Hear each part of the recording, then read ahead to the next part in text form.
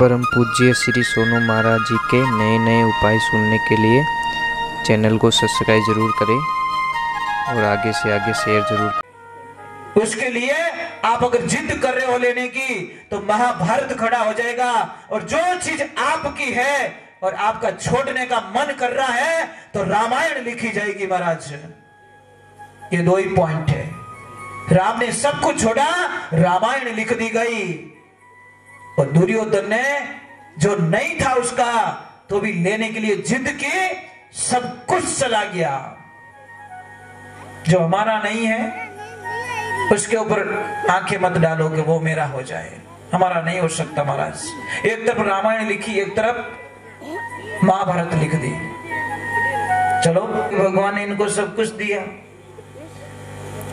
मैं एक प्रार्थना करना चाहता हूं, समझ लीजिए आपके पास 1 रुपया नहीं है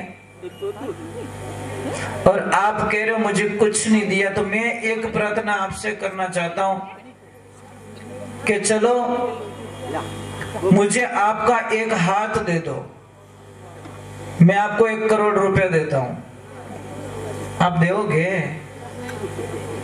ईमानदार से बोलना, आप दोगे? नहीं दोगे? क्यों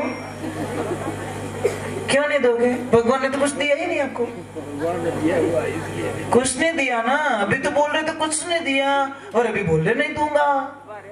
मैं 1 करोड़ दे रहे तो भी आप नहीं दे रहे हो हाथ। मैं आपको बोलूंगा कि 5 करोड़ देता हूं, दोनों हाथ दे दो, आप दोगे? बोलो 5 करोड़ में भी दोनों हाथ नहीं दे रहे हो। भगवान ने कुछ नहीं दिया हमको। ये तो समस्या है। इतनी अच्छा शरीर हमको दिया जिसको हम 10 करोड़ 100 करोड़ में भी बेचना नहीं चाहते।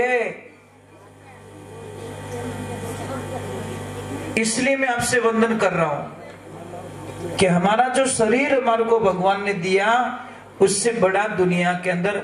और कई लोग कहते हैं पापा मम्मी ने हमको कुछ नहीं दिया। अरे पापा मम्मी ने तेरे को दुनिया दिखाई बंदा, इससे बड़ा तुझे क्या मिलगा। और एक बात का ध्यान रखें माताओं बहनों आपसे, कि आप कहीं पे भी अपने घर पे जाओ, पियर जाओ, पियर, तो पियर में कभी भी किसी भी भाभी सा की निंदिया मत करना। समझ में आ रहा कि नहीं आ रहा है? कई ननद भाई सा इतनी अच्छी होती है, घरे गई नहीं बम बोले हो नहीं। बापड़े 12 महीने शांति रोटी खावता राखी माते एडो भूंदो बांधी जो को हेंगन पिकेर नहीं की। अरे भाई आप अपना ध्यान रखो। आपके लिए सारी 4 भाभी तो 4 भाभी सब एक जैसी आपके लिए। ननद भाई सा उसको कहते हैं, पर क्या करे, इनको शांति नहीं है। ये जाते तो कुछ न कुछ तो फ्यूज में उल्टो तार जोड़ी आवे, પછી કે બલ્બ ઉડનો ही हो तो शॉर्ट सर्किट हो गया। तो ये आपका फर्ज बनता है, जैसे आपके ससुराल में आपकी कोई ननद भाई सा 3-5 करे जने आपने गुस्सा आवे कि नहीं आवे? आवे ना? क्या अच्छो लगे? नहीं लगता ना आपको? कितना गुस्सा आता है। उसी प्रकार आपके पियर में भी आपकी भाभी सा को अच्छा नहीं लगेगा, वहां पे आप फालतू की पंचायती करोगे तो ये धर्म आपका बनता है। दूसरे नंबर माता बहनों, कभी भी अपने मुखार बिन से किसी की निंदा मत करो। भगवान आपके ऊपर बहुत खुश रहेंगे, ईश्वर आपके ऊपर खुश रहेंगे। और पति देव को आदर दो।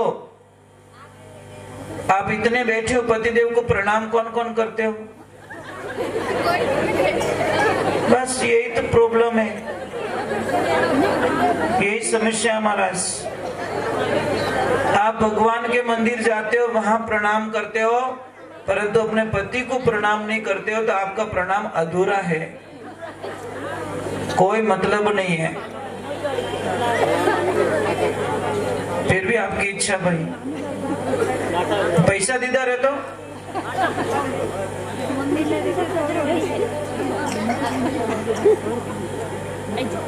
गड़बड़ है पूरा मामला, अच्छा नहीं लगा।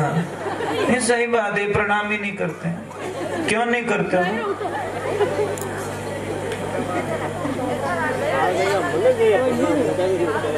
अरे बैठो, कहाँ जा रहे हो?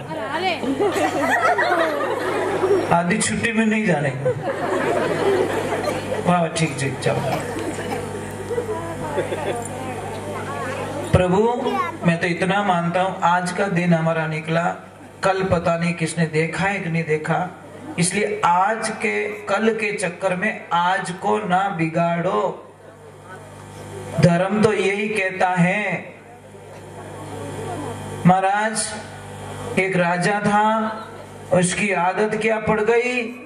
लूटो धन इकट्ठा करो, लूटो धन इकट्ठा करो।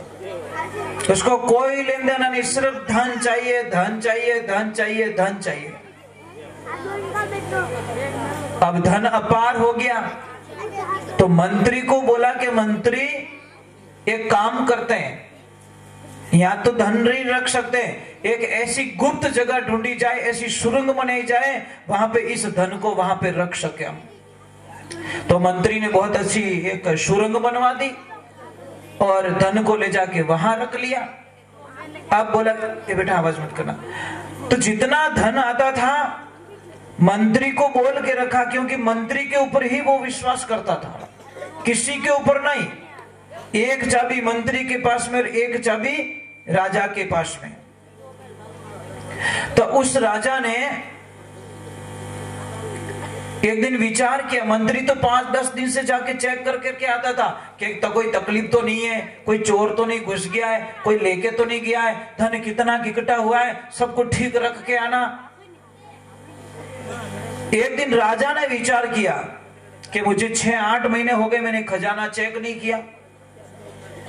सुबह अंधकार का टाइम, रात का टाइम, भेष बदल के राजन उस गुफा के पास में, ए बेटा आराम से सुनना, उस गुफा के पास में पहुंच जाता है। बेटा आवाज आ रही है आपकी आवाज आ रही है आपकी। तो राजन वहां पहुंचता है और जैसे ही राजन दरवाजा खोलता है, अंदर जाता है, अपार धन पड़ा, हीरे माणक मोती चमाचम कर रहा है। और ऐसे करते करते वो थोड़ा आनंद में चला गया, भूल गया कि मुझे कितनी देर हुई है। उधर से मंत्री ने सोचा कि चलो थोड़ा खजाना चेक करके आ जाता हूं। निकल रहा था, जैसे ही देखा तो दरवाजा खुला। अब मंत्री को पता नहीं कि राजा इधर आया हुआ है।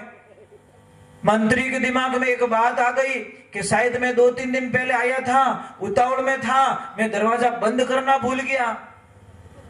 अब वो उस गुफा में राजा है और मंत्री